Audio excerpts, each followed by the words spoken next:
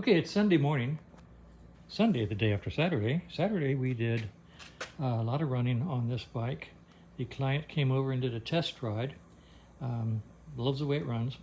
We put it back here on the side stand to check for oil leaks overnight, and it's dry as a bone. We got nothing.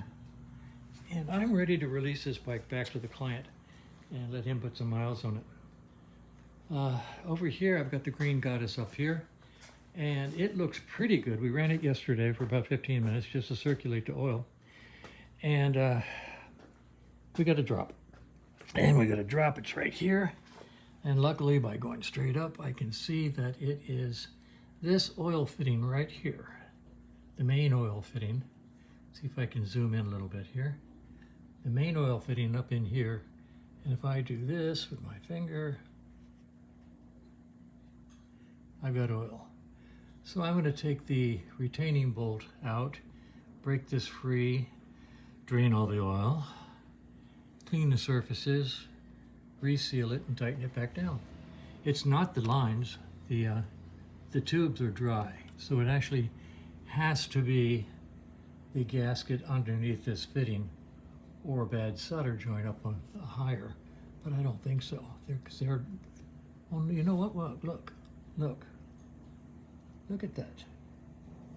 Okay, now that's weird. That means that this solder joint right here is leaking.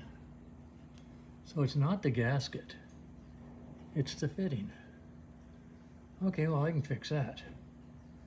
I will just unsolder those and resolder them. Now I'm going to get back up in here with a dry finger and double check the return line. Let's see over here. No, both of these are dry as bones up here. There's no oil on the line, so that means it's down here, and I'm looking at these solder joints now. So I will take this off and resolder these pipes.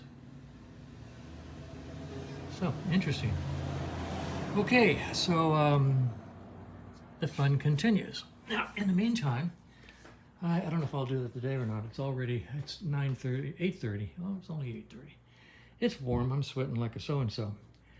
It's warm, hot and humid here in Arizona right now because we're having what we refer to as monsoon, which means we have high humidity and occasional rain, usually at night. So, okay, I'm going to probably go ahead and put a pan under this and drain out the oil, and then I'll take a look at that fitting. Interesting. In the meantime, over here, I have the RV out. And I'm going to start the process of getting it ready to go on a trip. And it's over there powered up. And the misconception that when you take an RV out, you just go out there, fire it up, and leave. Keep it ready to go, and you've always got an escape route in case of Armageddon. False concept. It takes at least 3 days to get an RV ready to hit the road. And I've got, a couple of weeks. So I'm doing a little bit at a time. And this time is doubly lengthy because I had stripped the RV, taken out all my tools, spare parts, my air compressor, my expandable ladder, all the stuff I have in the storage base. I'd taken all that out because I was going to sell the unit. Well, the unit didn't sell. My brother's having another family get-together like last year with just guys for 5 days of riding in North Carolina. He's got a Goldwing trike for me to ride, so I'm not even going to drag a trailer and a bike there. His next door neighbor has a spare Goldwing, which gives you an idea of the neighborhood my brother lives in, which is really nice. So I'm going to drive the rig with a little Stumpy, and we're going to go to my brother's house in North Carolina. I'm going to do 5 days of riding with my 5 brothers and 4 brothers. Number 5 doesn't ride. 4 brothers, nephews, cousins, a couple of friends, just guys, no women allowed. Even Greg's lady friend is going to take a trip by herself to get out of the house. And we're just going to ride and sit around, and they're going to drink and I'm going to watch.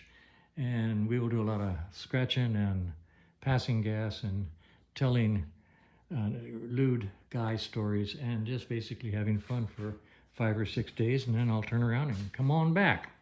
So that's on the agenda. So with Kevin gone now, I'll be going then. I'm going to go ahead and run a couple of YouTube videos during the trip, and if they receive any kind of favorable, yeah, give us more comment, then I'll do more. And if people say, Frank, we want motorcycle stuff, not RV stuff, then I'll stop and just make them private to close friends. Anyway, that's the plan, and I'm gonna turn on the cooler and take the oil fitting off that Norton over there and see what happens.